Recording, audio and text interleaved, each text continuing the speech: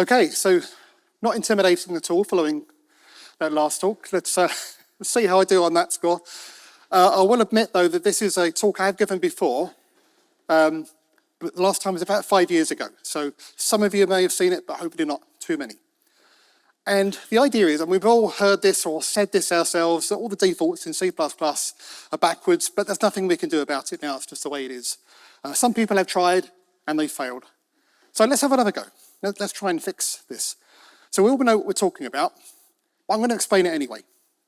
So let's start with a simple class. So not much to it, just an integer, something, doesn't matter. You can't really do much with this, so let's add an accessor to it, just a simple function to return that value. Yeah, nothing wrong with that, is there? Well, we wouldn't write it that way, would we? We'd make it const, because we're just returning a value. We're not changing anything. We want to communicate that, so we make that const. But actually, well, we're just returning a value. It's just a simple value type, the primitive, never going to throw an exception. We should probably make that no except as well. While we're there, no reason why we can't make it const expr, all the things, of course. Yeah, all the things. And okay, in this case, it's just an integer. Maybe it's a slightly more heavyweight type. It could be still a value type, like a std string, for example. So maybe we'll want to return it by reference, just to make it a little bit more efficient. So nothing wrong with that, is there?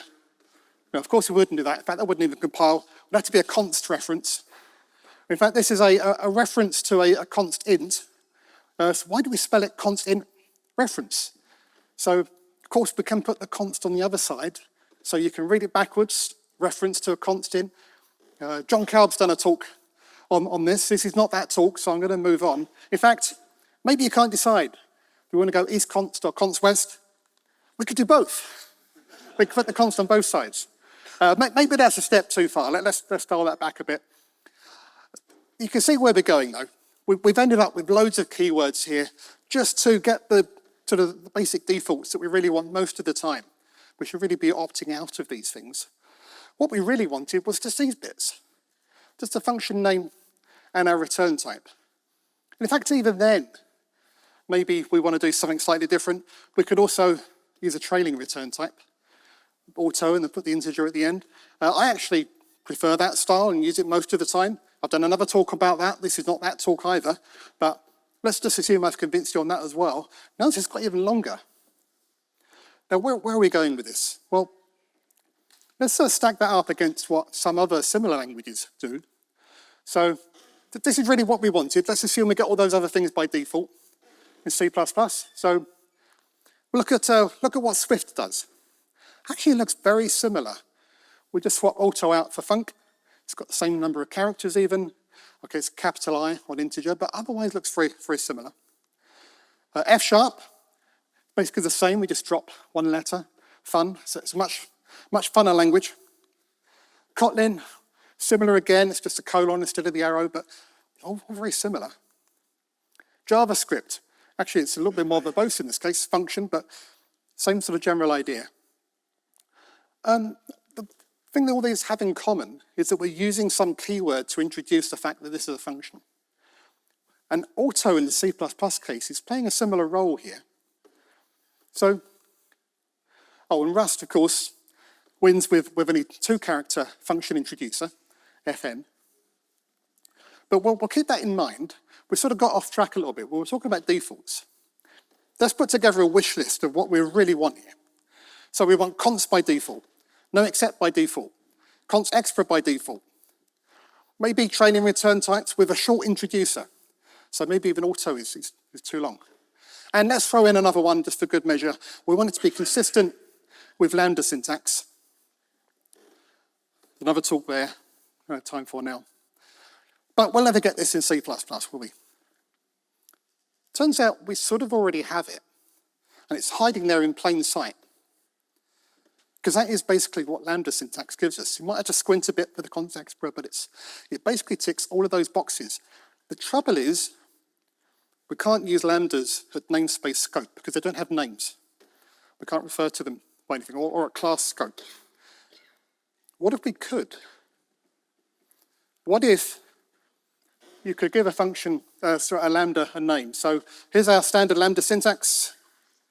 We're running out of time. I'm going to make an executive decision and say that lightning talks could be slightly longer. Because I'm nearly there. So here's our lambda syntax. This is the important bit. We could put a name between the capture list and the argument list. And look, this is actually looking slightly familiar.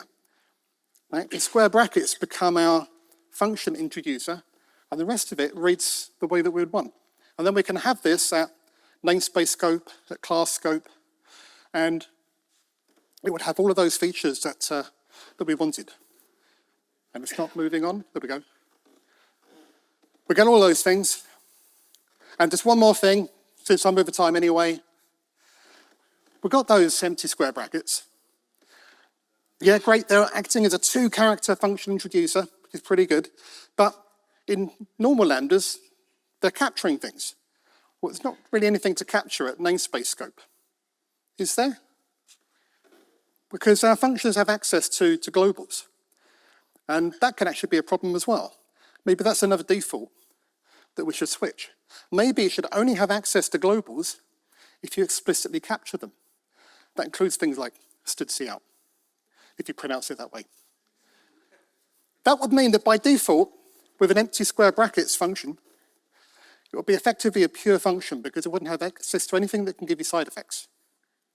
So something else to think about. There are some problems. If anybody wants to make this into a standard proposal, they're going to have to look at all of these things. So I'm not going to go into them now. But that's my idea. Thank you very much. Thank you, Dave.